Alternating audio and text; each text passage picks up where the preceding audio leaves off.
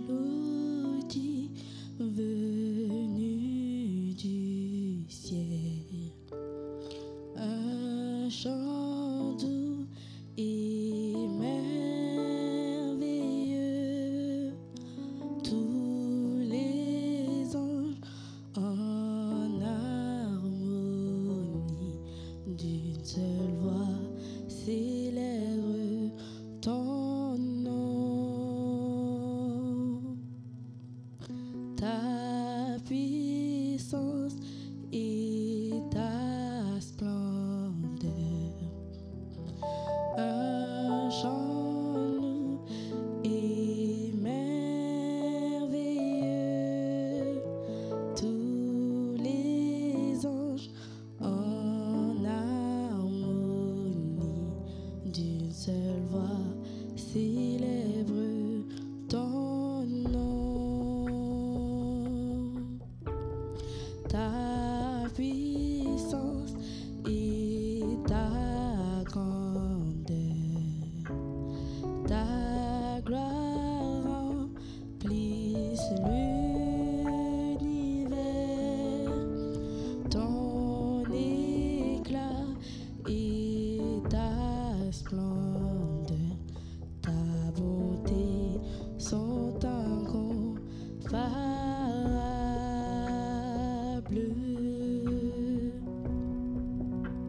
Saint, ô éternel, Dieu de l'univers, digne de louange, honneur et gloire à l'agneau de Dieu, assis sur le trône. Tu règnes à jamais, Saint, ô éternel, Dieu de l'univers, digne de louange, honneur et gloire à l'agneau de Dieu, assis sur le trône. Tu règnes à jamais, tu règnes à jamais, tu règnes à jamais, tu règnes à jamais, Saint, ô éternel, Dieu de l'univers, digne de louange, honneur et gloire à l'agneau de Dieu, assis sur le trône. Tu règnes à jamais, Saint, ô éternel, Dieu de l'univers, digne de louange, honneur et gloire à l'agneau de Dieu, assis sur le trône, tu règnes à jamais.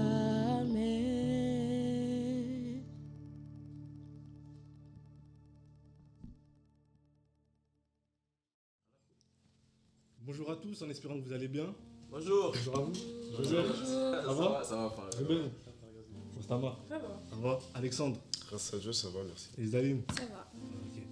Bon, on se retrouve aujourd'hui pour une nouvelle émission. À savoir que l'ancienne émission, c'était sur les réseaux sociaux. On espère que vous avez été bénis et édifiés par celle-ci. Aujourd'hui, du coup, on va discuter ensemble sur la santé mentale. Je vais vous présenter notre invitée spéciale, la sœur Jude. Yes. Tu vas bien? Jude, ça va. Ok. Experte en coaching dans le développement personnel. Donc aujourd'hui, on va discuter ensemble. Elle va nous parler un peu plus de ce qu'elle fait. Elle va se présenter avant tout et elle va nous définir ce que c'est du coup la santé mentale en tant que chrétien aussi et humainement, enfin, tranquillement normal. Ok.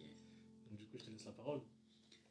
Très bien. Donc, moi, je me présente. Je m'appelle Judith, mais sur les réseaux sociaux, je m'appelle Madame Jude. Donc, moi, j'accompagne dans la vie, en fait, les femmes par rapport à leur restauration de l'âme, donc le coaching, l'accompagnement, le développement personnel. Et aujourd'hui, je suis là pour vous partager qu'est-ce que la santé mentale. Donc, c'est le but de l'émission. Et du coup, j'ai inscrit sur mon téléphone qu'est-ce que la santé mentale. Et du coup, selon l'OMS, donc l'Organisation mondiale de la santé mentale, c'est un état de bien-être qui permet à chacun de réaliser son potentiel, de faire face aux difficultés normales de la vie, de travailler avec succès et de manière productive et d'être en mesure d'apporter une contribution à la communauté. Donc en fait, c'est l'état de votre bien-être psychologique et émotionnel. Voilà, lié au psychique, et tout ce qui est lié au psychique, c'est lié à la pensée et à l'esprit. Donc voilà. Est-ce qu'il y aurait quelqu'un qui aurait quelque chose à rajouter par rapport à ça? Bon, en tout cas, on se redit bonjour la famille. Bonjour. Ça fait plaisir de tous nous voir là, parce que c'est la première fois où vraiment le département de la culture est au complet. Voilà, parce qu'à chaque fois, Vinison doit prendre un avion à chaque fois. Là, c'est un peu compliqué. Tu vois. C'est pas vrai. Donc, vraiment, gloire à Dieu qu'on soit tous présents et merci Dieu de ta participation. Et donc, vraiment, ça, c'est un sujet très important, donc la santé mentale. Et c'est vrai que, on va dire, dans l'église ou même à l'église tout court, on n'a pas l'habitude de traiter ce genre de sujets. Parce que c'est des sujets, on va dire, entre parenthèses, qui sont hors... qui sont tabous, ou on peut même dire qu'ils sont hors sujet en vrai. On se dit, bon, comme on est rempli de l'esprit, on est des chrétiens 3 fois saints, du coup on n'a jamais de baisse spirituelle, jamais de... Parce que quand on parle de dépression, on parle de beaucoup de choses à la fois. On parle quand on parle de santé mentale, pardon, on parle de dépression, on parle d'addiction, on parle de toutes ces choses-là. Et du coup, moi je crois qu'en fait, tout ça d'ailleurs c'est biblique, on va le voir après dans l'émission. On va même voir des personnages bibliques qui avaient même passé des moments très difficiles, on peut même dire des moments de dépression. Donc on va voir tout ça. Donc c'est un bon sujet. Donc moi ça me parle beaucoup. Donc je sais pas pour vous, hein, Ostama. Ouais. D'ailleurs, par rapport à ça, je vous ai préparé un petit jeu. Donc c'est très simple. Je vais vous poser des questions auxquelles vous allez essayer de répondre. Alors on commence tout de suite.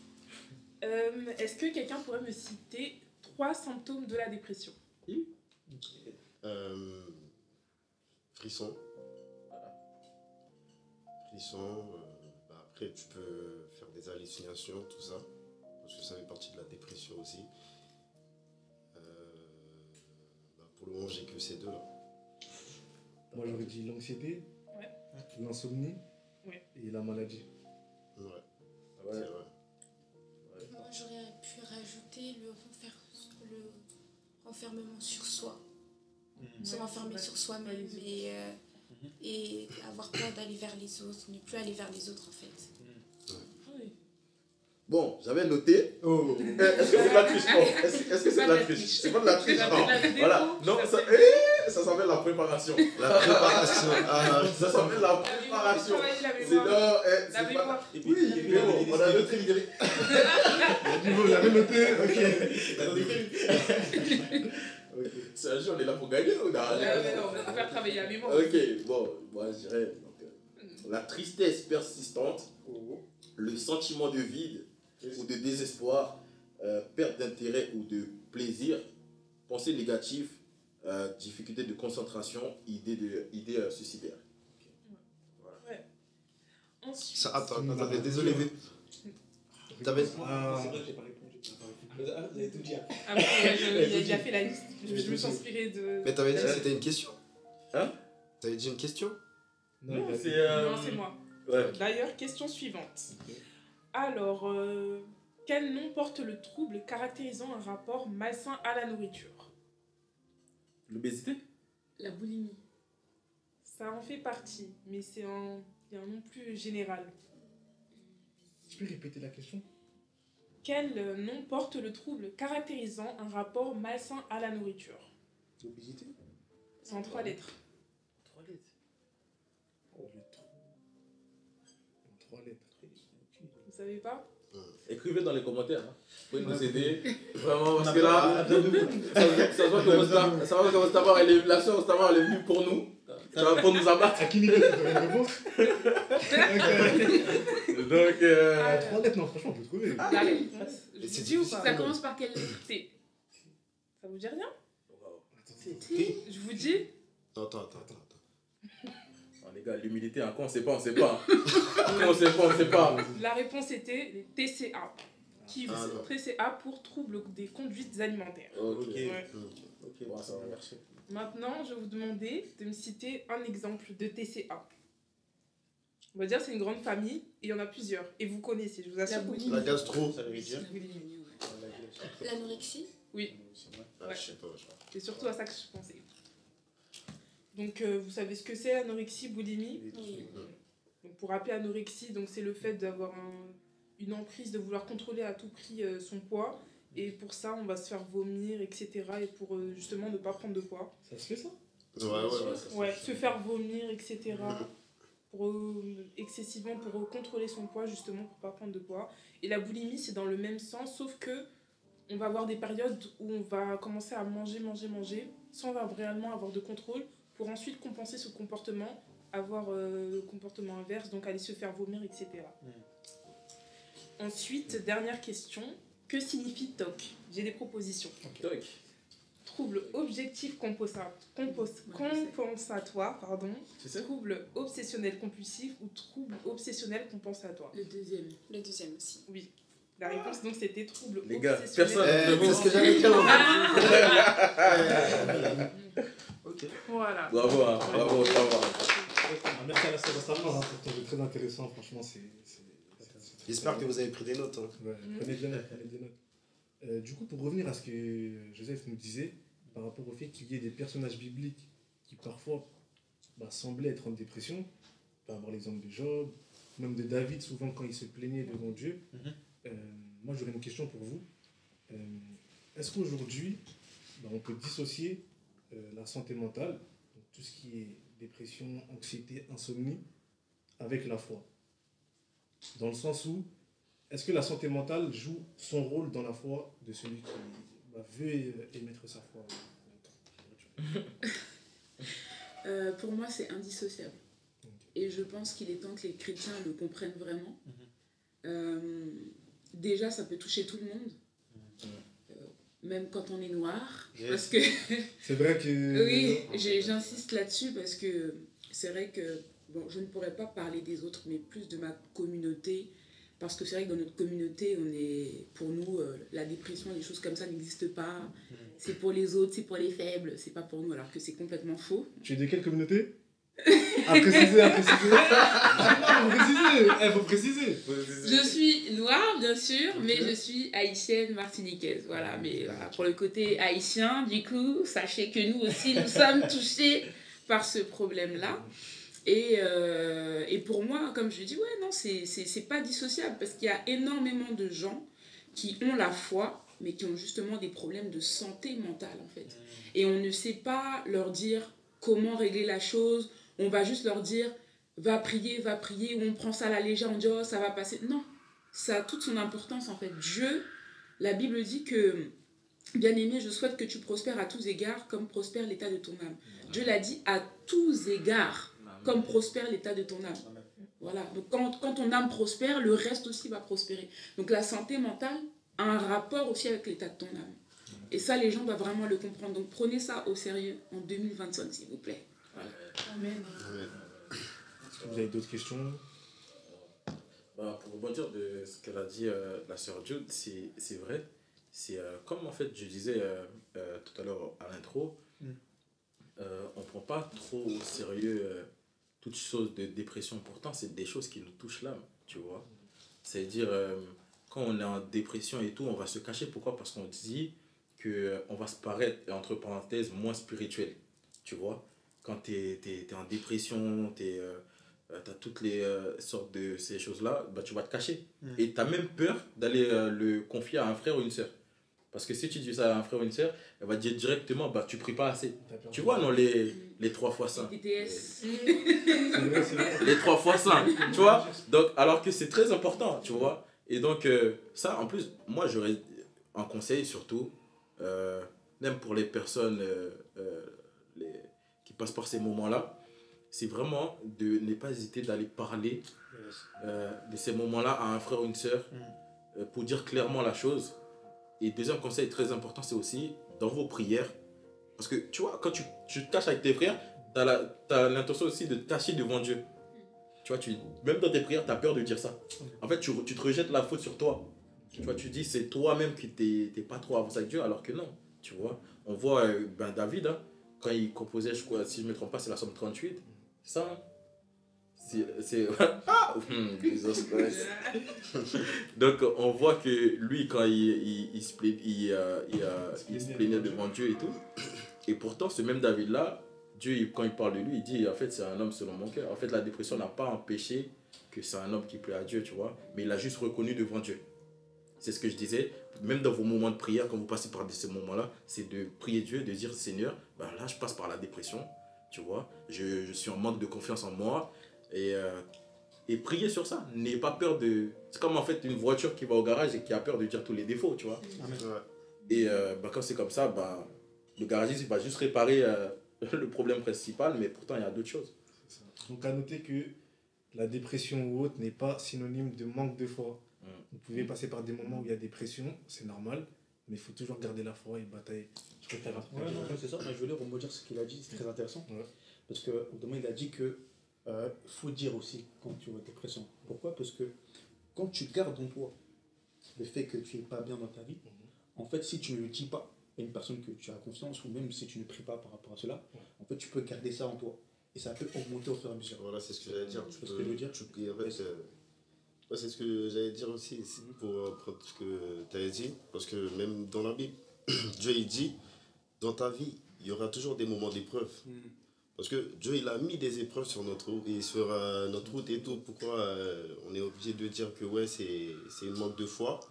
Et c'est normal. C'est pour ça qu'à chaque fois que ça t'arrive, de préférence, dis, c'est des épreuves, je les surmonter. Et tu continues à prier et Dieu va te donner la capacité, va te fortifier encore plus davantage. Voilà, c'est ce que moi je peux dire précédemment. Ouais, c'est vrai. Excusez-moi, moi j'ai une question. Mais la chose est, est-ce que déjà les gens reconnaissent qu'ils sont en dépression déjà? Très bonne question. C'est ça la chose. Ouais. Mais du coup, comment le savoir? C'est ça la question. Comment le savoir? Parce que c'est vrai qu'on peut le savoir, mais souvent on peut vivre. En fait, on a tellement banalisé le fait qu'on vit sous pression constamment et on peut... Comment le savoir? En connaissant la définition déjà. Parce que c'est vrai, parce que la plupart du temps, on va utiliser des termes, mais on ne connaît pas forcément la définition. Donc déjà, chercher à connaître la définition. Et quand on a la définition, et qu'on voit qu'il y a des symptômes qui sont dans la définition, accepter que c'est mon état, en fait. Parce que c'est ça la chose. On parle de dépression, mais il y a des gens, tu vas aller voir, tu vas dire, mais t'es en dépression? Ah non, moi en dépression, non. Jamais, ça ne me ressemble pas. Ben non. Il faut accepter en fait. Moi, je pars du principe que pour guérir d'une situation, il faut l'accepter devant Dieu, la reconnaître, aller vers le Seigneur et lui dire voilà, je suis dans tel état, je suis en dépression et tout, j'ai besoin d'aide et aussi peut-être en parler aux pasteurs, à des frères et sœurs, mais peut-être aussi aller voir des professionnels aussi. Ouais. Voilà. C'est bien parce que c'est dans ces moments-là où tu t'abaisses devant Dieu, c'est là que Dieu t'élève. Exactement. C'est ce que je veux dire. Ouais. Donc, ouais, c'est fort. Ouais, ce que j'allais dire dans tout ça, moi je peux dire que c'est pas. Bon, voilà, j'étais en dépression, je peux dire ça, parce que j'ai expliqué à le frère Joseph. Je sortais du travail et tout, je me sentais pas bien. J'écoutais de la musique et tout évangélique, et j'étais dans le train, et je priais, et je me sentais vraiment pas bien. Et tout d'un coup, je transpirais, et j'arrivais pas à respirer, et je suis descendu du train. Le seul truc qui était venu dans ma tête, c'était de jeter devant le train. Wow. Et du coup, quand ça m'est arrivé, j'ai dit, Dieu, s'il te plaît, aide-moi. Aide-moi.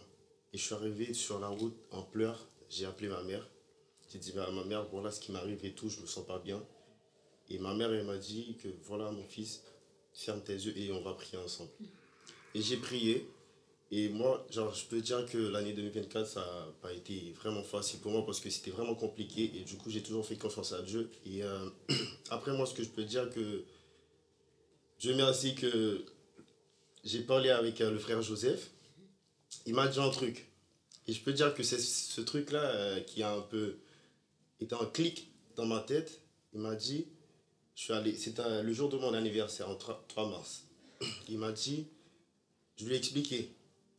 Et je lui ai expliqué, il m'a dit, ah ouais, il est en train de rigoler. J'ai dit, pourquoi tu rigoles et tout? Il me dit, bah, c'est normal.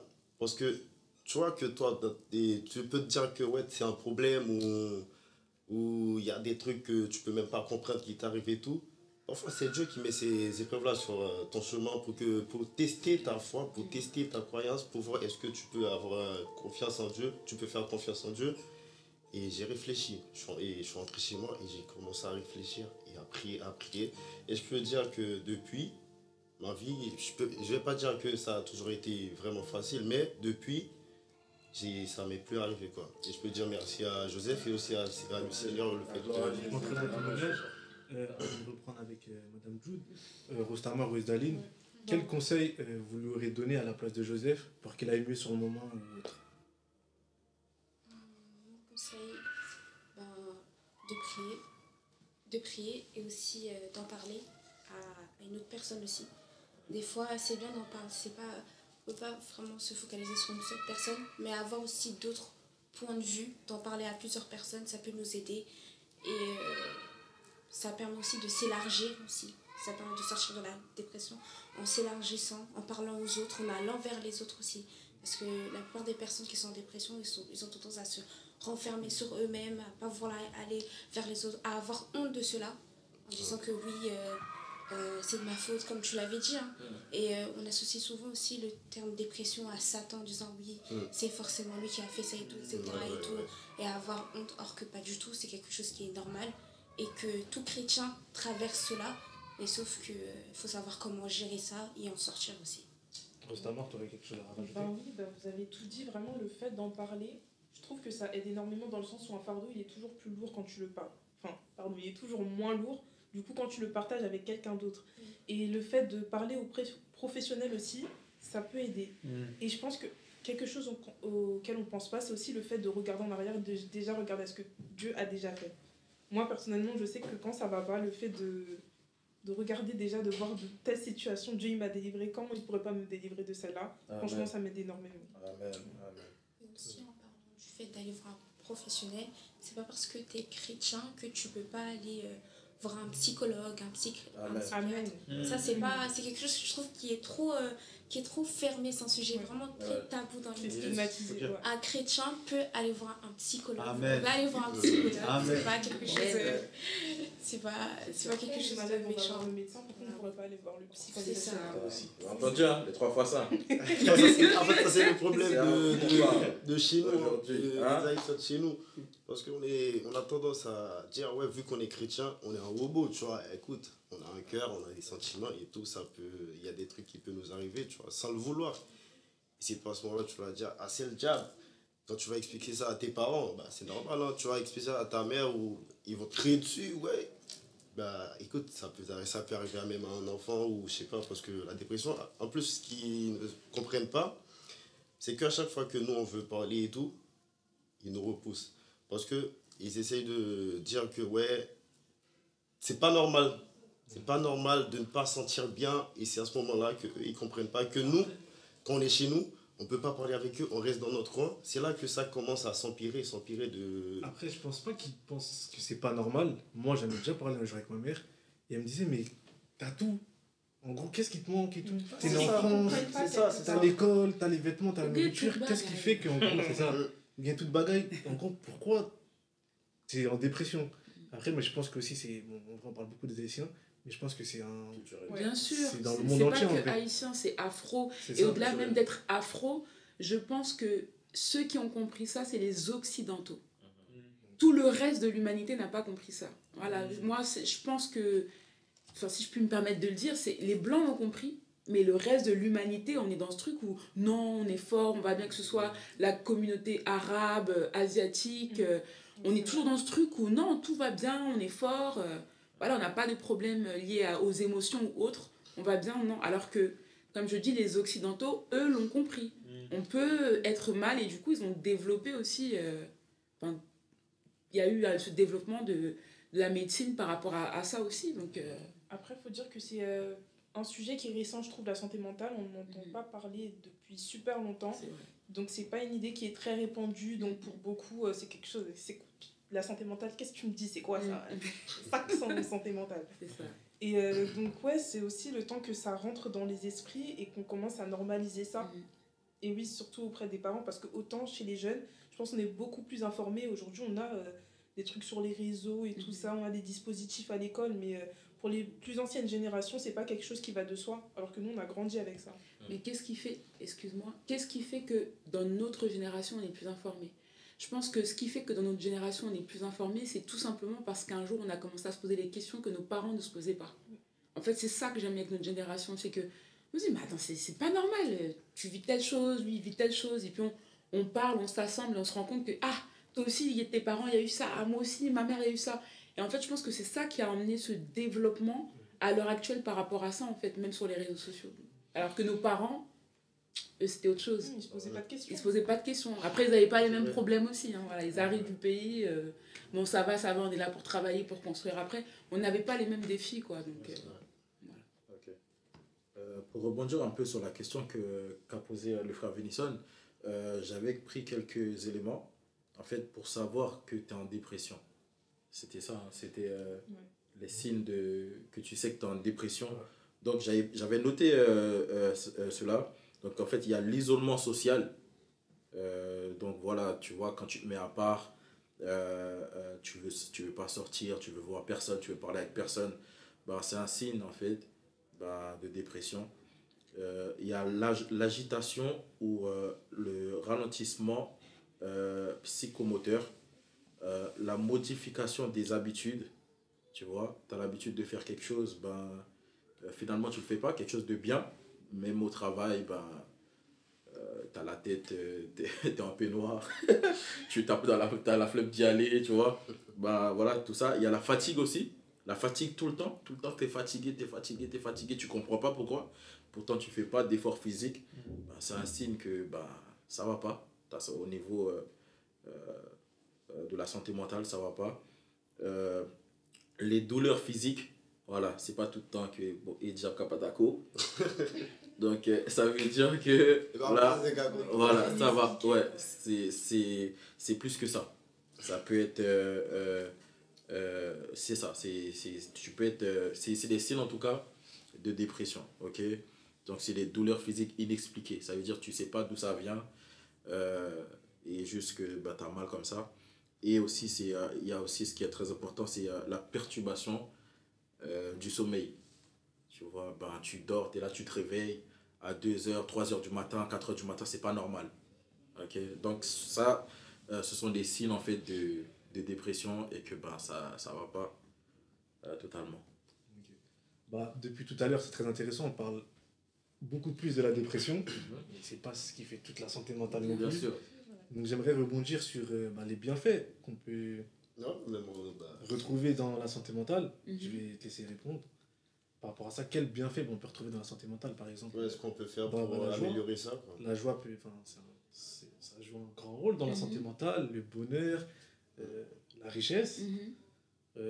Moi, personnellement, quand j'ai pas d'argent... il faut se le dire. Il faut se le dire. En français. En fin du mois, quand j'ai pas d'argent, franchement, je suis pas heureux, quoi. Mais quand l'argent rentre, bah, dans la mentale, ça va mieux. Ça va permettre de... Bah... Ça, toi Comment c'est? Attends. Quand tu vois au moins sur ton compte, on va pas se mentir, hein. C'est vrai, mais c'est ça qu'on dit là. Il faut qu'on reste sur ça. Vraiment, c'est pas parce qu'on est chrétien, on est rempli du Saint-Esprit que ça nous arrive pas. Moi, ça m'arrive aussi. Tu vois, quand je sais que j'ai pas d'argent, je suis agité. Ça va pas, on va pas se mentir. Même si... Mais par contre, c'est vrai que il y a un consolateur. Il y a le Saint-Esprit. Quand tout ça arrive, il y a le Saint-Esprit. Amen. Mais ça n'empêche pas que ça arrive.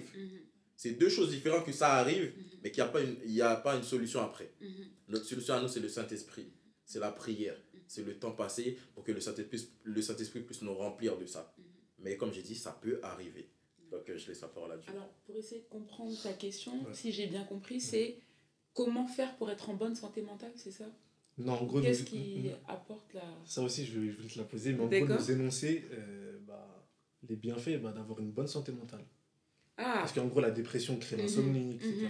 Mais quand on a une bonne santé mentale, quels sont les bienfaits? Qu'est-ce qu'on peut produire, en fait? Alors, quand tu es en bonne santé mentale, bon, déjà, tu as un bon sommeil, tu arrives à bien dormir. Il ne faut pas oublier que le sommeil, c'est très important, parce que le sommeil, c'est réparateur. Ça te permet d'avoir confiance en toi, de voir clair, d'avoir de la joie, de la paix, de pouvoir entamer comment on appelle ça, entamer des projets, pouvoir te projeter dans l'avenir. Par exemple, on va parler mariage, hein, c'est un domaine comme un autre. Mais par exemple, quand tu es en bonne santé mentale et que tu te lances dans le mariage, voilà, tu as une paix, une sérénité, tu vois clair pour l'avenir, même pour tes études, pour l'entrepreneuriat, ou même en tant que pasteur ou autre, en fait. Donc, c'est là qu'on voit l'importance vraiment de prendre soin de sa santé mentale. Parce que la santé mentale, c'est une branche de la santé. Des fois, on pense que la santé, c'est juste ne pas tousser ou que ça a un rapport qu'avec le physique. Non, pas du tout. Être en bonne santé, c'est être en bonne santé spirituelle, émotionnelle, donc mentale, et aussi physique. Donc vraiment, tout ça, on doit en prendre soin en tant que chrétien et ne pas négliger. Vraiment. J'avais une question. Par exemple, pour des gens qui passent, en fait, c'est des personnes, on va dire, qui ont des doutes comment je peux dire ça, tu vois, qui sont en manque de confiance en soi, voilà le mot. Qui passent par des moments où ils sont en manque de confiance en soi, soit par le mariage qui tarde, ou sinon par des moqueries, on va dire, de l'environnement. Ça peut être même de l'église, tu vois, ou même ça peut être des jeunes sœurs ou des jeunes frères qui passent par ces moments-là. Quel conseil que tu peux leur apporter, vraiment, pour qu'ils aient une santé mentale solide, vraiment? Pour avoir une santé mentale solide ou avoir confiance en soi? Confiance en soi et une mentale solide, les deux.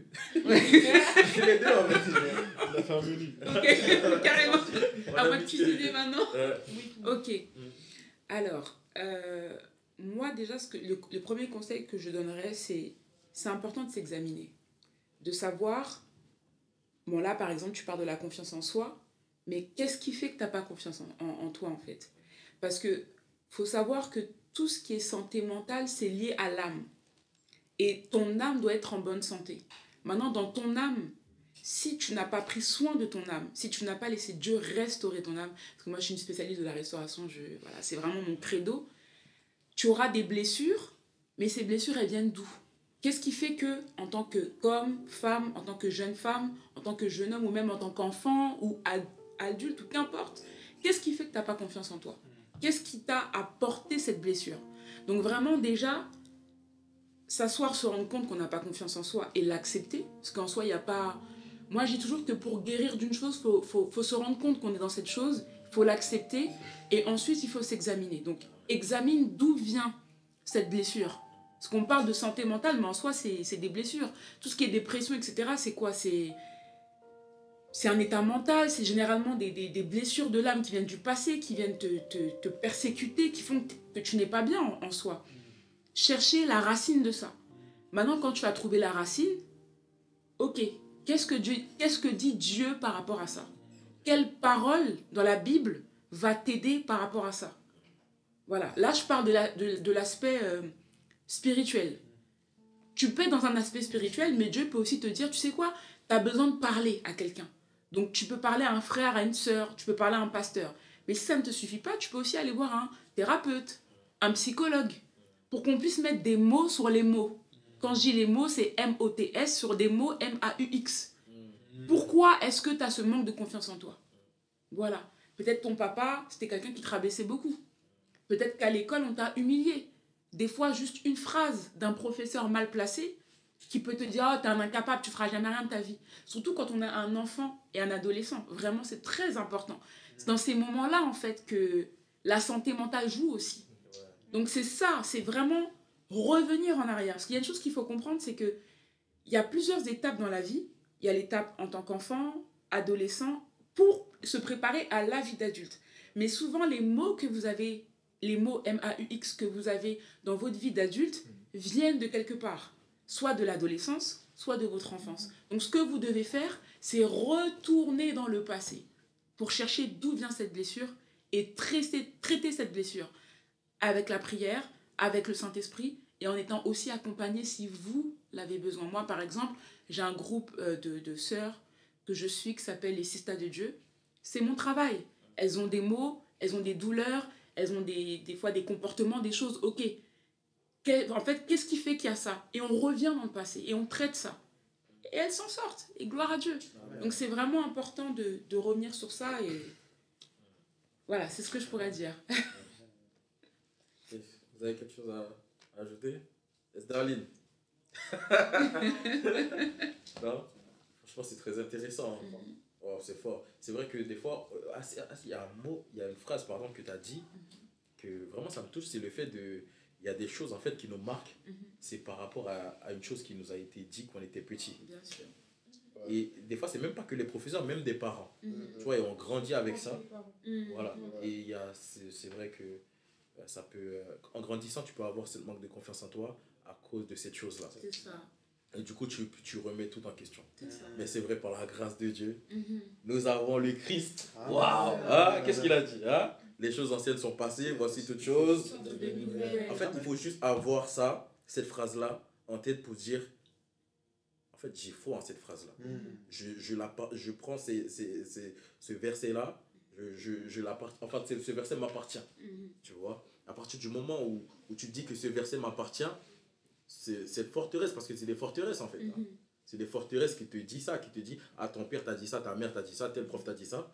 En fait, tu remémores cette phrase-là, et en fait, tu peux répondre à cette forteresse-là. Parce qu'en fait, la vérité, c'est qu'on va apprendre ce que Jésus nous a appris. C'est que quand le diable nous parle par une parole, il faut le remballer par une parole, comme Jésus dans le désert.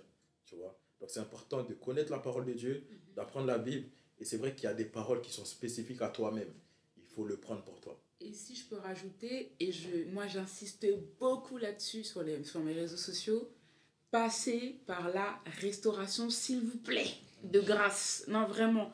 J'insiste là-dessus parce que souvent on donne notre vie à Jésus et souvent on vit une vie banale parce qu'on a oublié de passer par la restauration. Après avoir donné votre vie à Jésus, la deuxième étape la plus importante, c'est vraiment de passer par la restauration de votre âme. Ne vous lancez pas dans certaines choses sans être passé par là, en fait. Parce que, En fait, la restauration, c'est quoi? C'est amener quelque chose ou quelqu'un à son état d'origine. Parce que de base, quand tu es né, avant même ta naissance, Dieu t'a choisi. C'est ce que la Bible dit en fait. Avant que le monde soit fait, je t'avais choisi déjà. Donc, Dieu avait décidé que tu devais avoir une personnalité. Dieu a décidé que tu devais avoir un caractère. Dieu a décidé que tu devais avoir une destinée. C'est-à-dire que personne qui est sur cette terre-là n'est là en vain en fait. Dieu a des plans. Mais le problème, c'est que quand tu nais, surtout que généralement, on est loin de Dieu, même quand on est dans une famille chrétienne, oui, on nous parle de Dieu et tout, on n'a pas encore cette connexion avec Dieu, sachant que l'homme n'a pas été créé pour être loin de Dieu. Bah, y a le diable qui se pointe en fait. Et le diable, qu'est-ce qu'il fait? C'est égorger, détruire, voler, c'est ce qu'il fait. Donc il va, dans votre enfance, dans votre adolescence, créer plein de situations pour vous déformer en fait. Pour que l'état d'origine que Dieu vous avait donné, vous puissiez le perdre. Et c'est pour ça qu'en fait, quand on arrive à Christ, quand on donne sa vie à Jésus, bah avant de venir, on est déformé. Et en fait, il faut que Dieu nous reforme. Voilà pourquoi la Bible dit que nous sommes des vases d'argile et qu'il est le potier en fait. Donc c'est vraiment important de comprendre ça.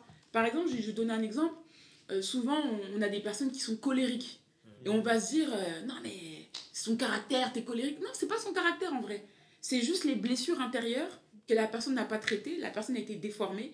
Et il faut qu'en fait, elle rencontre Christ dans la restauration pour que Dieu puisse lui redonner la forme qu'il avait prévu au départ d'avoir. Donc c'est vraiment important de passer par la restauration et de ne pas négliger ça. Ne cherchez pas à aller dans le mariage, aller dans des entreprises, non. Soyez humble et laissez d'abord Dieu vous restaurer pour vous donner votre véritable identité en Christ. Parce que quand on vient au Seigneur en n'étant pas restauré, ben, on a une identité et on croit toujours que c'est ça l'identité, alors que c'est faux. Donc c'est vraiment important de passer par la restauration. J'aimerais dire quelque chose, parce que franchement c'est fort. Il faut le dire, Et j'aimerais dire quelque chose à quelqu'un. Comme elle l'a dit, on a tous une destinée. On a tous une destinée. Ça veut dire que ne pense pas que toi tu es quelqu'un qui n'a pas de destinée, c'est faux. Tu as aussi une destinée. Et j'aimerais te dire aussi quelque chose, c'est que tu dois savoir que si tu es autant persécuté, c'est parce qu'en fait, le malin a vu que tu avais une grande destinée. Amen. Donc, ne perds pas courage et continue à y croire. Ne t'inquiète pas, Jésus-Christ est avec toi. Amen. C'est quoi C'est à chaque fois que tu vois c'est à chaque fois que tu trouves ces épreuves sur ton chemin, c'est à ce moment-là qu'il faut te dire que il faut te réjouir. Pourquoi j'ai dit il faut te réjouir? Parce que, comme tu as dit que le diable, il est là. Il est là et il ne va jamais te prouver ce que Dieu il a vraiment réservé pour toi dans ta vie. Il va toujours te présenter des trucs qui sont à l'encontre de ce que Dieu il veut pour ta vie. C'est pour ça que toi, quand tu vois ces trucs-là t'arriver, il faut te réjouir. Il faut dire merci. C'est pour ça qu'il faut te vraiment concentrer sur Dieu. Et si c'est avec ta force, tu ne vas jamais arriver. C'est pour ça qu'il est vraiment important de demander à Dieu sa force. Parce que parfois, tu penses que tu peux gagner ce combat, tu pries, mais tu n'as jamais dit à Dieu, prête-moi ta force ou donne-moi ta force. Parce qu'à chaque fois, tu dis, ouais, je vais gagner ce combat, Ouais, tu vas gagner ce combat. Dieu, il t'a laissé. Parce que toi, tu crois en toi, mais pas en lui. C'est pour ça qu'il faut vraiment te baser sur le principal, c'est Dieu. Dieu, il est le source de la vérité. C'est pour ça qu'il faut avoir cette lumière en nous pour que nous, on puisse marcher dans le ténèbre. Il y a des pasteurs ici, hein? Il y a des pasteurs. Il y a des pasteurs ici, hein? Alléluia. On va les oindre d'huile, là. Alléluia. Je voulais rebondir sur ce que tu avais dit qui m'avait marqué aussi, c'est le fait que quand on est attaqué, c'est parce qu'on a quelque chose sur notre vie. C'est ça. Le fait que, je pense, aussi ça se manifeste dans le monde spirituel. Des fois, ils voient des choses que nous, on ne peut pas voir dans le monde physique. Et il y a quelque chose sur notre vie et du coup, le diable, il va venir essayer d'étouffer ça avant que ce soit révélé. Donc vraiment, en fait, quelqu'un qui ne dérange pas le diable, il ne va pas l'attaquer. Pourquoi faire en fait? Vraiment. Amen. Moi, j'avais une question. Darlene, parce que tu parles pas beaucoup. Donc, j'ai une question pour toi. Comment, en fait, quel conseil, ou même comment, on peut avoir une bonne santé mentale? Bon, c'est quoi pour faire plus simple? Selon Dieu. Voilà. Si tu fais selon Dieu, ça va t'aider. Alors, selon Dieu, comment on peut avoir une santé mentale? Déjà, prier. Prier, lire la Bible. Beaucoup de personnes personnes disent qu'il faut seulement prier, prier, prier, alors qu'il faut lire la Bible. Et des fois, à partir de ce qu'on a, de ce qu'on lit dans la Bible, eh bien, on prend les versets. Par exemple, si je prends un verset, par exemple, dans le psaume 113, psaume 113, verset 18, qui dit « Tu me poussais pour me faire tomber, mais l'Éternel m'a secouru. » Et donc, tu pries à partir de cela, tu pries, tu prends ce verset, tu dis « Oui, l'Éternel m'a secouru, je vais m'en sortir, je vais y arriver, je vais remonter la pente. » Et c'est là que tu vas voir qu'il y aura des miracles qui vont s'accomplir. Et aussi, le fait de ne pas négliger de parler aux autres. Qu'est-ce que je pourrais dire d'autre? De regarder certaines vidéos. Voilà, par exemple, les vidéos de Madame Jude sur la restauration et tout, etc. Mais aussi des vidéos sur d'autres personnes, des podcasts aussi sur la santé mentale. C'est toujours très bien de s'informer. Ah, wow, c'est fort. Ça aussi, je pensais au témoignage. Ah, oui. Parce que le fait de voir que quelqu'un est passé par la même épreuve que nous et qu'en plus de ça, elle est ressortie vainqueur, c'est vraiment encourageant. La Bible dit ils l'ont vaincu par le sang et par la puissance de leur témoignage. Yeah. Amen. Yes. Nous servons un Dieu grand, les gars. C'est en fait ces voix qui nous parlent là, qui nous disent ouais, t'es en dépression, nanani, t'as un manque de confiance en toi, on peut les terrasser ces voix. Mais vraiment, on peut les terrasser par la parole de Dieu. Il faut vraiment se dire que en fait c'est rien, tu vois. C'est la vie normale en fait que d'une personne, même d'un chrétien, parce qu'on est beaucoup attaqué. Mais la vérité, c'est qu'on peut terrasser ces voix. Ils ne sont rien, en fait. C'est en minimisant aussi la chose que la vérité, c'est qu'on gagne dessus. Quand on voit la chose grand comme ça, bah, on se pose la question. Hein. Si David regardait la taille de Goliath pour voir comment... Tu vois, non? Hein? Voilà. En fait, il faut voir David comme un petit nain, là. Tu vois? Voilà. La chose qui te parle, c'est comme un Goliath, mais c'est rien du tout. Voilà. Mais là, si je peux me permettre de poser une question, comment voir la chose en petit? Pour moi, je dirais que pour voir la chose en petit, faut lire la parole, c'est vrai. Mais pour moi, on lit la parole pourquoi? Pour 3 raisons pour moi. Pour connaître Dieu. Parce que la Bible dit que c'est ceux qui connaissent leur Dieu qui feront des exploits.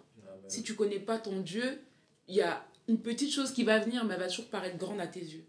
La deuxième chose, c'est on lit la parole pour apprendre à se connaître aussi. Parce que quand tu connais ton identité, tu sais qui tu es. T'en parlais en plus, excuse-moi, mais t'en parlais dans l'ancienne émission.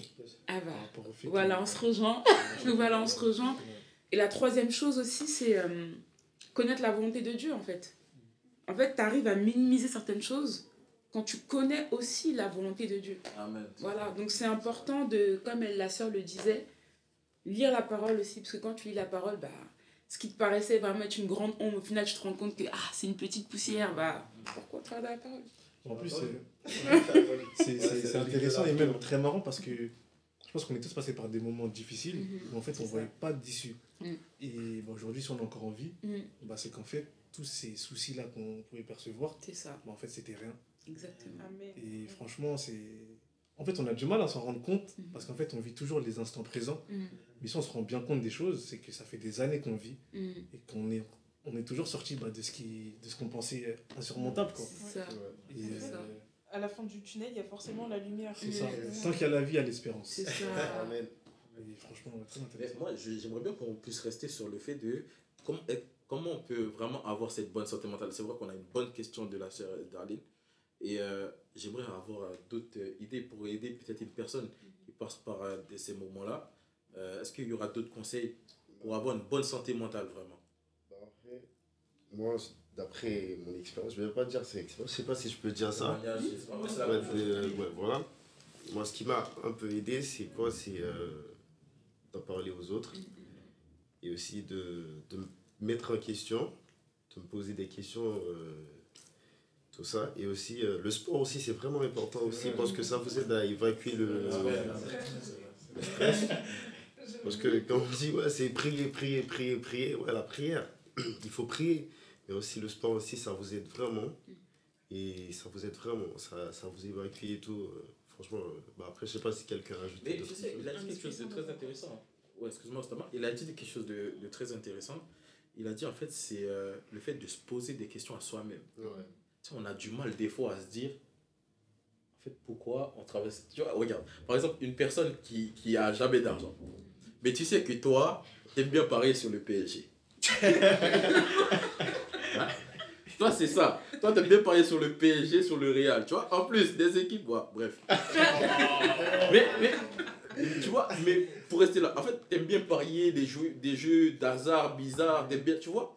Après, tu te dis pas, mais en plus, t'es en dépression. Et en plus de ça, hein, t'es en colère contre Dieu. Tu vois, tu dis Dieu, hein, tu gères mal ton argent. Ça veut dire, ce qu'il a dit le frère Alexandre, c'est vraiment vrai. Des fois, il faut se poser des questions à soi-même pour se dire, en fait, qu'est-ce qui va pas?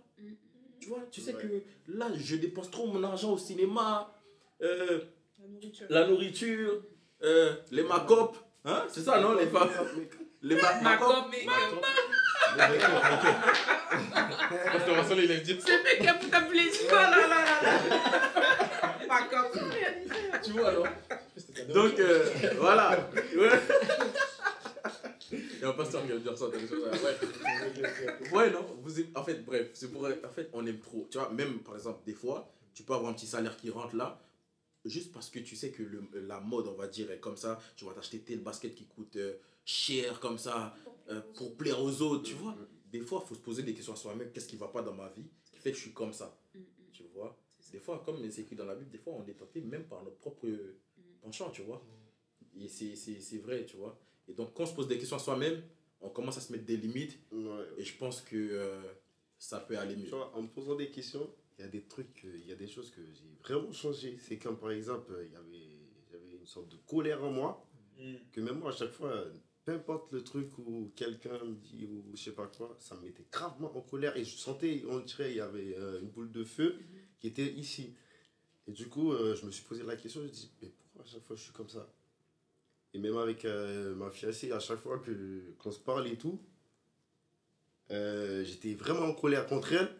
J'étais vénère et tout. C'est après, j'ai raccroché. Après, je suis resté comme ça. Je suis en train de réfléchir. Je dis, mais pourquoi je suis en colère? Mais il m'a rien fait. Après, tu vois, il y a un truc dans ma tête qui dit, il faut que tu gères ça. C'est comme une fois, je prenais à manger. J'ai enlevé l'assiette dans le micro-ondes. L'assiette tombée, j'ai fait comme ça. Après, je suis resté comme ça. Je dis, mais pourquoi je suis en colère? Ça, c'est moi, je suis fâché. Beaucoup de personnes.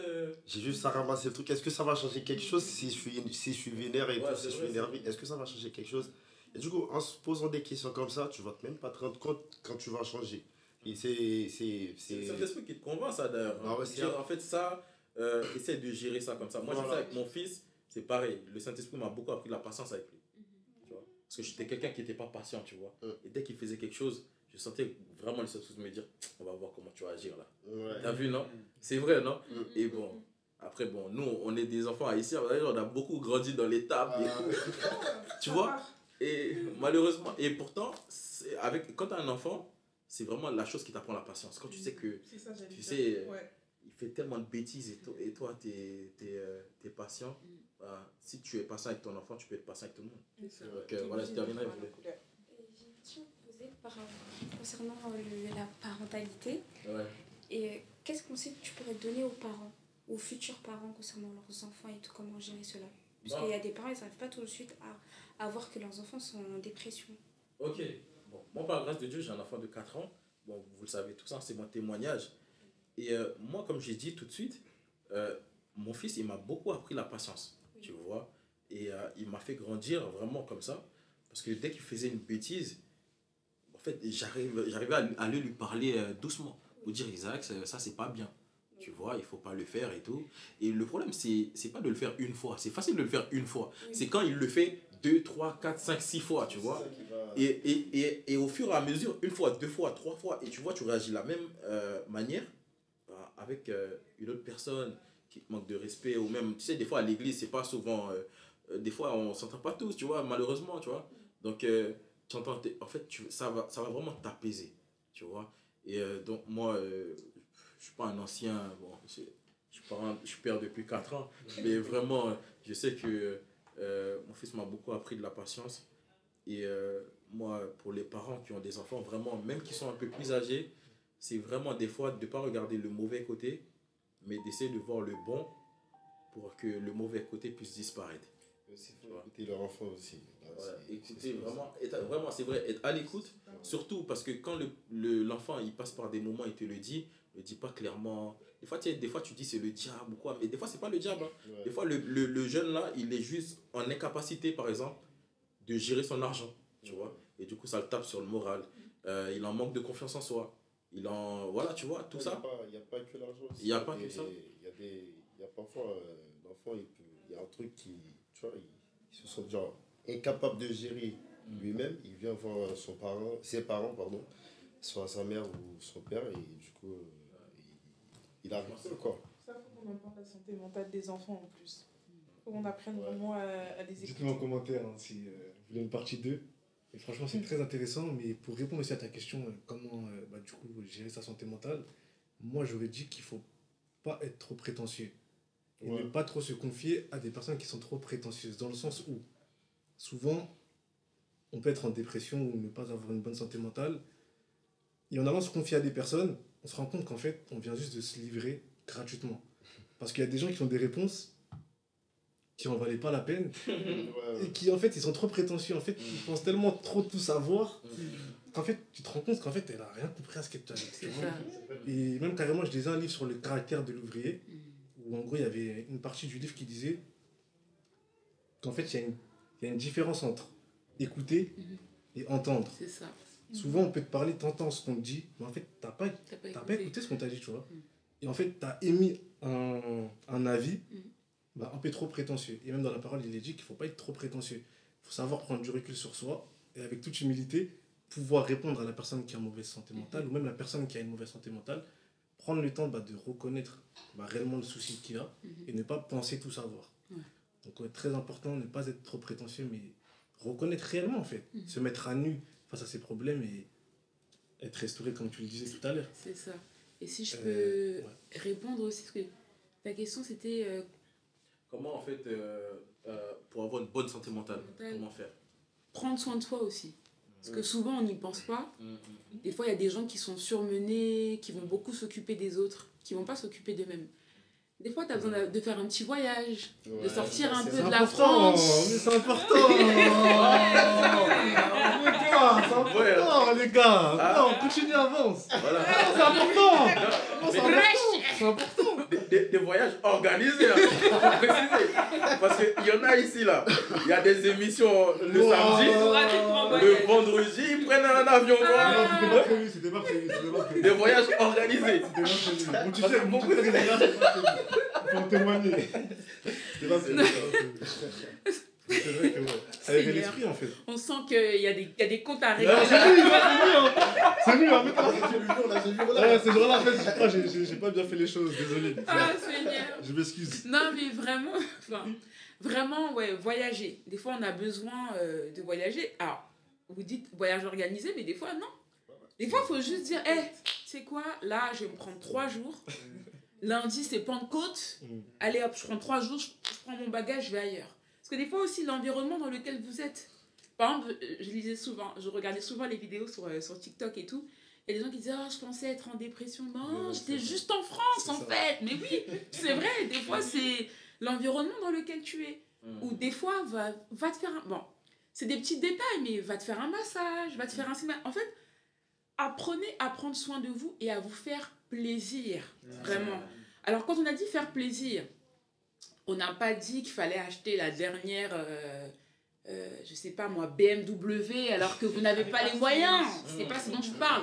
Mais vraiment, selon les moyens de votre poche, apprenez aussi à prendre soin de vous. Parce que comme je le dis, il y a beaucoup de gens qui ne le font pas. On a trop l'habitude. Moi, par exemple, je vais prendre le cas de nos parents. Ils travaillent. Oui, moi, c'est les enfants. Et je tiens à parler aux parents, d'ailleurs. Vous n'êtes pas juste des parents, s'il vous plaît. Vous n'êtes pas juste des parents. Vous êtes une personne avec plusieurs branches. Vous êtes enfant de Dieu, vous êtes enfant de telle personne, cousin, cousine de, ami de, parent de. Mais vous n'êtes pas que papa et maman. Parce que ça aussi, c'est un truc qui me prend là. C'est maman de, papa de. Non, vous n'êtes pas que parent de. Si vous n'allez pas bien, vous ne pourrez pas prendre soin correctement de vos enfants. Vraiment. Donc, prenez du temps pour vous. Ça, en plus, j'ai réfléchi tout à l'heure. Même dans la journée ou dans la semaine, mettez-vous un temps à part pour vous. Vous faites des choses qui vous plaisent aussi. Voilà, pour que votre âme soit dans la joie, elle a besoin d'être dans des environnements qui la mettent en joie. Voilà. Moi, par exemple, je sais qu'un truc qui me fait du bien, c'est de monter des maquettes. Je sais qu'un truc qui me fait du bien, c'est chanter. Moi, je peux chanter toute la journée. Faire du shopping, ça me fait du bien. Voilà. Faites des choses. Voyagez. Voilà. Faites des choses. Mangez. Ça a réveillé le pianiste. D'ailleurs, je tiens à faire la petite blague. Tout à l'heure, quand tu as parlé de PSG, de parier, tout ça, il a levé directement sa tête. Je sais pas si c'est reconnu. Voilà. Mais franchement, faites des choses qui vous font plaisir. Faites-vous du bien, c'est important. Parce que très souvent, on s'oublie. Excuse-moi, tu avais un truc à dire, toi, par rapport à la santé mentale, comment la gérer, etc. Comment la gérer? Pour ma part, trouver une activité pour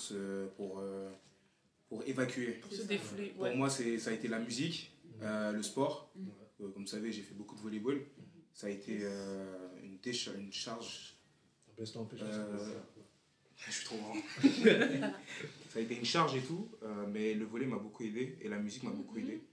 Et du coup, franchement, trouvez votre passion, trouvez la chose sur laquelle vous défoulez. C'est ça. Je voulais revenir justement par rapport au volley, j'en fais aussi. Et vraiment, le sport, ça aide tellement parce que aussi, ça aide à construire la confiance en soi. Surtout quand tu fais un sport que t'aimes, quand tu vois que tu progresses, vraiment, ça aide tellement. Franchement, même psychologiquement, oui, ça libère, comment ça s'appelle? De l'amphétamine, du coup. Ouais, l'amphétamine. Oui, après, ça libère une sensation de bien-être, vraiment, faire du sport, ça aide. C'est ça.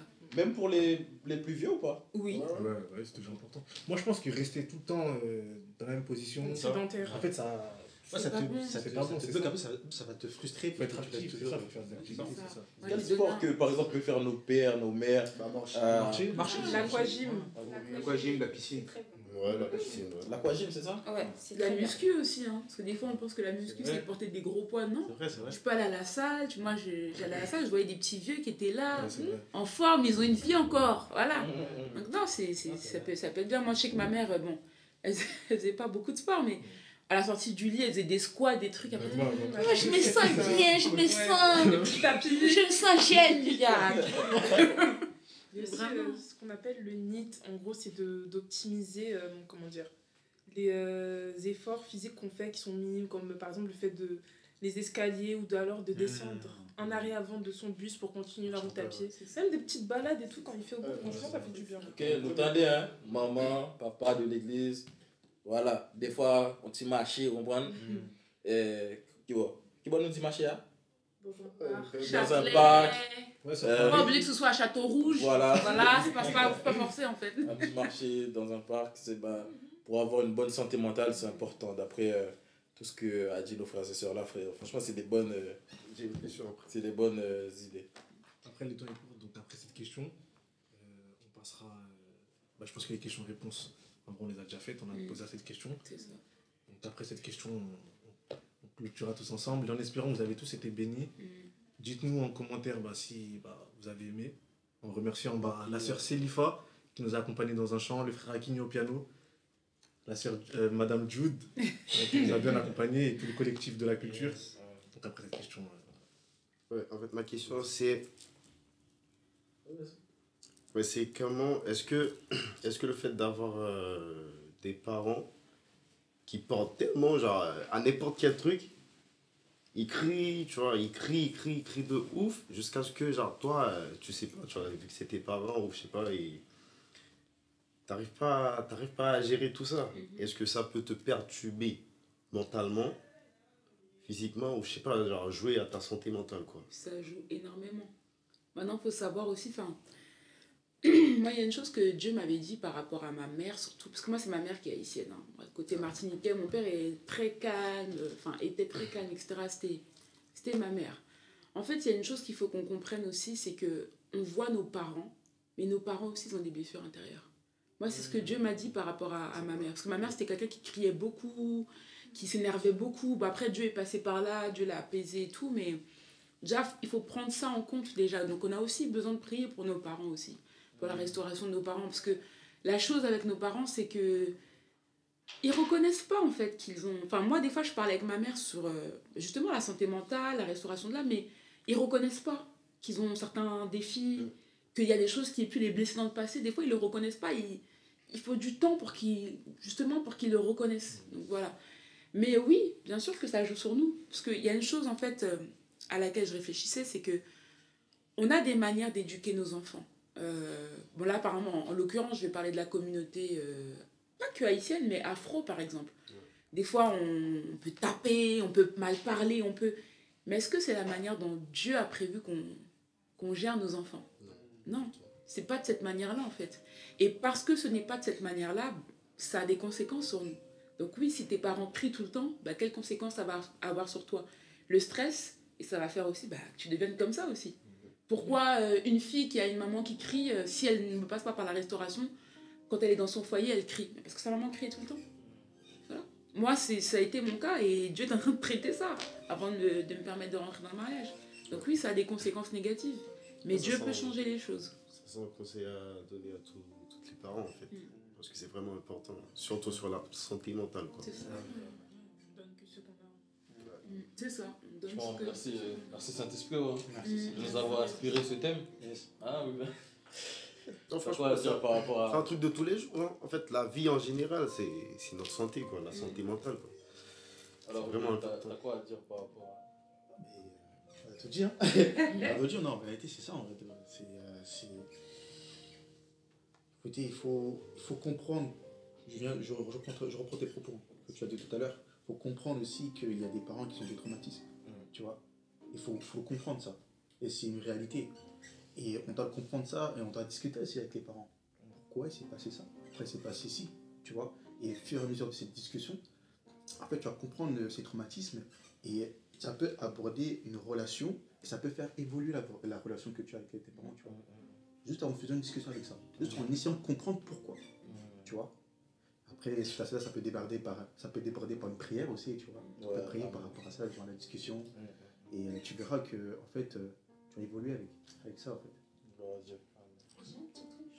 Il y a un livre derrière. Quelqu'un pourrait me présenter le livre? Je pense que ça pourrait être un peu intéressant. Quand même. Après, oui. Je le conseille fortement. Pour vous dire, il est tellement bien. J'ai fini de le lire, j'ai recommencé à lire juste après. Ah ouais. Oui. Donc, sortir des prisons intérieures par l'apôtre Ivan Castanou, donc le pasteur principal de l'église ICC. Et vraiment, je trouve qu'il est hyper intéressant. Il est totalement dans le thème. Il parle de ce qu'on appelle les forteresses, qui sont toutes ces pensées négatives qui vont avoir un impact sur nous, qui va faire qu'on est blessé et tout ça. Et vraiment, je le conseille. Pour moi, c'est un livre qui m'aide à passer par la restauration, je trouve. Il donne des clés, il parle du pourquoi, du comment, donc vraiment, je le recommande. Montre-leur, hein. Voilà. Publicité. C'est gratuit, il n'y a pas de collab. On fait ça pour Dieu. Gloire à Dieu, franchement, waouh, on a passé un bon moment. J'espère en tout cas que vous avez aimé. Et surtout les conseils. Hein. Les conseils. Et donc, c'est vrai qu'avant de terminer, c'est quelque chose qu'on fait vraiment à chaque émission.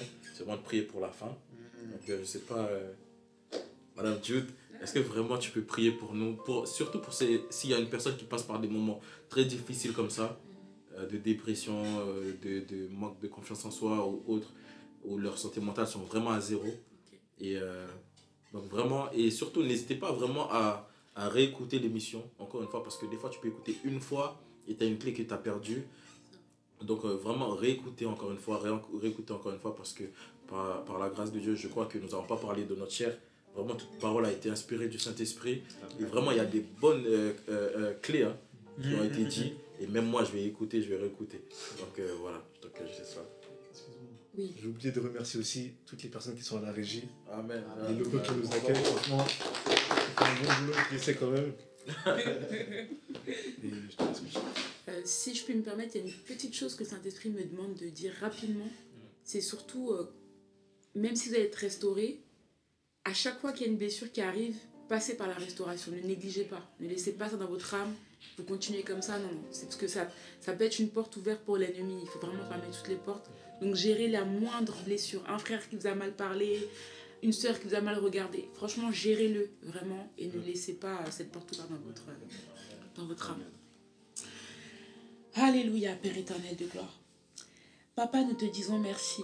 Merci Seigneur Dieu Tout-Puissant pour cette soirée. Merci Seigneur Dieu Tout-Puissant pour cette émission, Papa, que tu as inspirée à mes frères et sœurs, Père éternel de gloire. Seigneur, nous te disons merci Seigneur, parce que c'est toi qui as parlé au travers de nos bouches, Père éternel. C'est toi qui as parlé, Saint-Esprit, au travers de nous.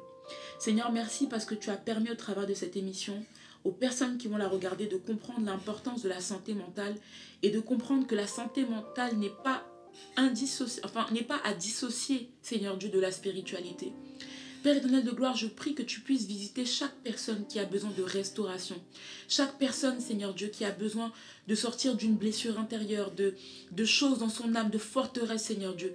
Que tu puisses aller les chercher et les ramener sur le chemin des bonnes personnes pour les aider, Père éternel de gloire. Seigneur, je prie que tu restaures leur âme au nom de Jésus et que tu les emmènes de victoire en victoire au nom de Jésus, car en toi tout est possible, car tu es capable de changer nos vies, Père éternel de gloire. Merci, merci pour ta parole, merci pour ta bonté, merci pour toutes les tips que tu nous as donnés au travers de cette émission.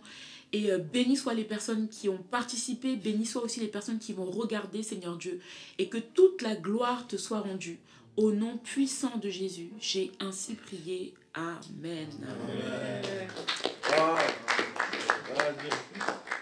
C'était la culture, hein. Yes. Rendez-vous pour la... Attention. Rendez-vous pour une prochaine émission. Attendez. Eh, on fait une promotion pour le livre. C'était une promotion pour sa page aussi. C'est vrai.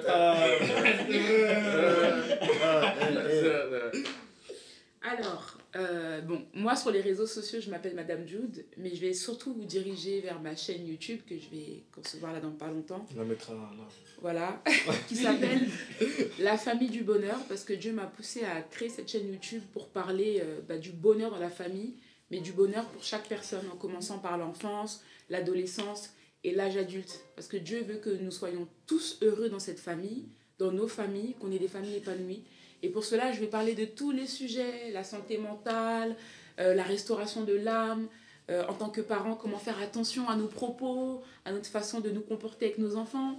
En tant qu'adulte, voilà, en tant que femme, comment ne pas se retrouver dans des situations avec un pervers narcissique. En tant qu'homme, comment ne pas se retrouver dans telle ou telle situation avec une femme, comment rentrer dans un bon mariage, etc. Voilà, c'est tous les domaines que Dieu va me permettre de toucher. Et tout ça, ce sera sur ma chaîne YouTube qui va s'appeler La Famille du Bonheur. Donc, je leur partagerai.